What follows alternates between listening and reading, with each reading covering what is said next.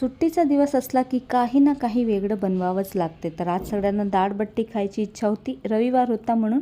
तर आज मस्त डाळबट्टी बनवली होती आणि डाळबट्टी म्हटलं की मग ठेचलेल्या वांग्याची भाजी बनणार नाही असं तर होणारच नाही। आणि तसंही आता हिवाळा जाणारच आहे, थोडी थोडी गरमी तर पडायलाही लागली आहे, मग हिरवे वांगे काही भेटत नाही आणि ठेचलेल्या वांग्याच्या भाजीचा जो टेस्ट येतो तो हिरव्या वांग्याशिवाय काही दुसऱ्या वांग्याच्या भाजीला येतच नाही। आणि या गावरान देशी जेवणाने जे पोट भरते ते विदेशी जेवणाने कुठे भरायला गेलं का। डाळबट्टी म्हटलं म्हणजे की मस्त बट्टीचा काला मोडायचा, त्यावरती डाळ टाकायची आणि भरपूर असं तूप टाकायचं आणि मस्त ठेचलेल्या वांग्याची भाजी।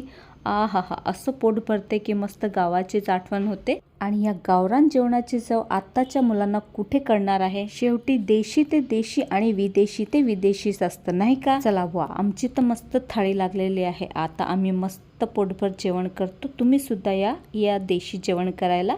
चला आता असं मस्त भारी भरकम जेवण झालेलं आहे, तर दुपारी झोपही मस्त येणार आहे। चला मस्त जेवण केलं आणि दुपारी 1 तास झोप काढली आणि संध्याकाळी जायचं होतं डीमार्ट मध्ये, काहीतरी काचाच्या बरण्यांची मला शॉपिंग करायची होती। आता काय घेतलं आहे ते तर तुम्हाला नेक्स्ट व्हिडिओमध्येच बघायला भेटणार आहे। संध्याकाळच्या वेळेस थोडंसं बाहेर फिरायला गेलो की अगदी फ्रेश वाटतं, पण मिस्टर कुठे रोज रोज घेऊन जातात नाही का।